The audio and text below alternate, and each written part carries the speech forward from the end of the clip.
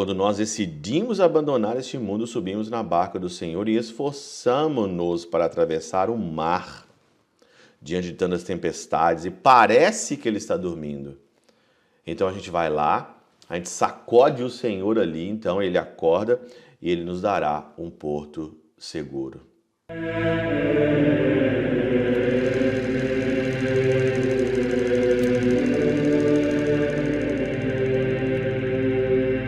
Pai, do Filho e do Espírito Santo. Amém. Olá, meus queridos amigos, meus queridos irmãos, nos encontramos mais uma vez aqui no nosso Teoses.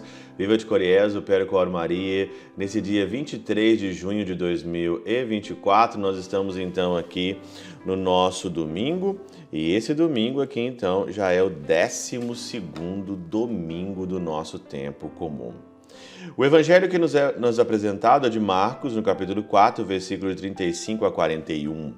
É aquele evangelho famoso, né, que Jesus então ali, ele sobe num barco, as multidões ali então o seguem com outros barcos e levanta-se uma grande tormenta. Jesus está no barco ali e, incrível que pareça, ele está dormindo ali numa popa sobre um travesseiro. Tem ali um travesseiro e ele está dormindo no travesseiro, tranquilo ali. E ele acorda então depois ali pede muito, né, para ele ali acordar. Mestre, não se dá que pereçamos, né? E o vento então ali amaina e ele seguiu uma grande bonança. Então e depois o Senhor então fala, né, por que sois tão tímidos? Porque tens ainda pouca fé. Ficaram cheios de grande temor e diziam uns para os outros, quem será este que até o vento e o mar lhe obedecem? Quem será esse Jesus? Muito famoso aqui, essa passagem do nosso domingo. Só que estava meditando aqui hoje sobre a Catena Áurea e aqui na Catena Áurea, São Beda, ele tem uma interpretação que eu particularmente não vi ainda, né? Porque eu posso dizer aqui no Evangelho hoje sobre o medo, sobre a falta de fé e outras coisas mais. Mas olha aqui a reflexão de São Beda.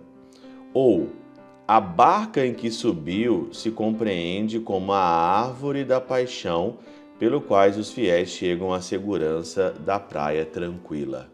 O que é a barca? A barca é a árvore da paixão de Cristo. Eu nunca tinha ouvido sobre isso, né?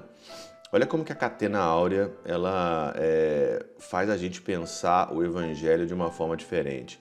As outras embarcações que, como se diz, estavam com o Senhor, significam aqueles que estão imbuídos da fé na cruz do Senhor, mas não são agitados pelo turbilhão das tribulações ou que, após as tempestades das tentações, gozam da serenidade da paz.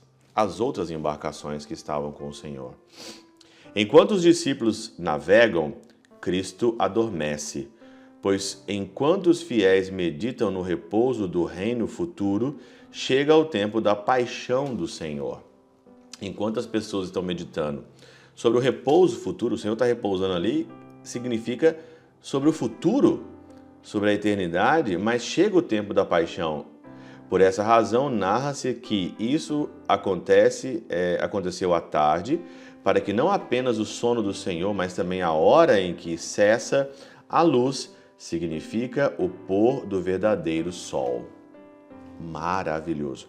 Subindo ele na popa da cruz, levanta-se as ondas dos perseguidores que blasfemam, suscitadas por tempestades demoníacas, com os quais sua paciência não se perturba. Mas a fraqueza dos discípulos é violentamente sacudida. Por isso que o Senhor fala que eles têm uma fé pequena, né? Porque a tempestade sacode ali violentamente a fé daqueles discípulos, como também pode acontecer conosco. Por que existe as tempestades da nossa vida? Para sacudir a nossa falta de fé. Para sacudir a nossa fé pequena. Então ali sacode.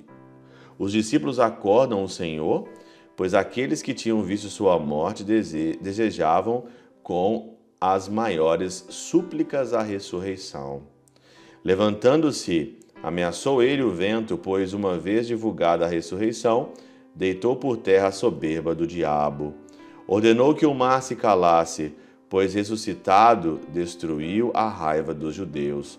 Já os discípulos são repreendidos, pois, após a ressurreição, censurou a incredulidade deles. E também nós, quando marcados com o sinal da cruz do Senhor, decidimos abandonar este mundo, subimos na barca de Jesus e esforçamos-nos para atravessar o mar, mas enquanto navegamos, ele adormece entre os ruídos do mar, quando em meio à prática das nossas virtudes ou entre os espíritos imundos, os homens perversos, ou entre os assaltos do nosso próprio pensamento, a chama do amor arrefece.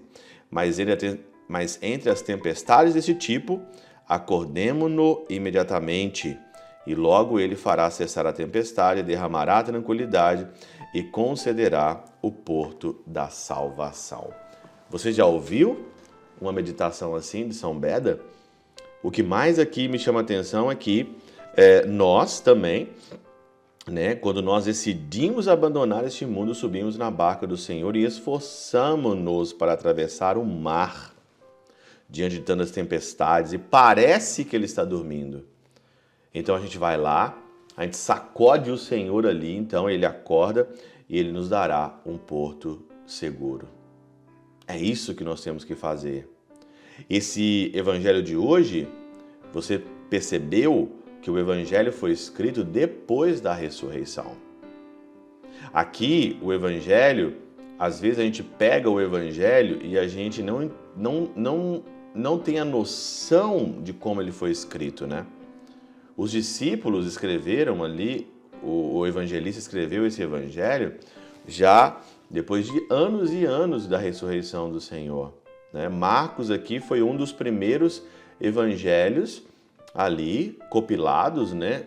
Começou o evangelho de São Marcos, foi um dos primeiros, porque já tinha um caderninho com as citações do Senhor, né? Que é a fonte Q, a quelle, a fonte Q, e dá para você perceber mesmo, de fato, aqui mesmo, uma hermenêutica, uma interpretação profunda. E isso está muito atualizado hoje na nossa vida.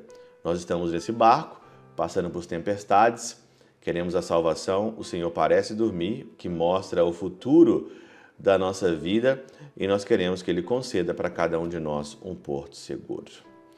Pela intercessão de São Chabel de Mangluf, São Padre Pio de Peltrautina e Santa Teresinha, do Menino Jesus e o Doce Coração de Maria, Deus Todo-Poderoso vos abençoe, o Pai, o Filho e o Espírito Santo desça sobre vós e convosco permaneça para sempre. Amém.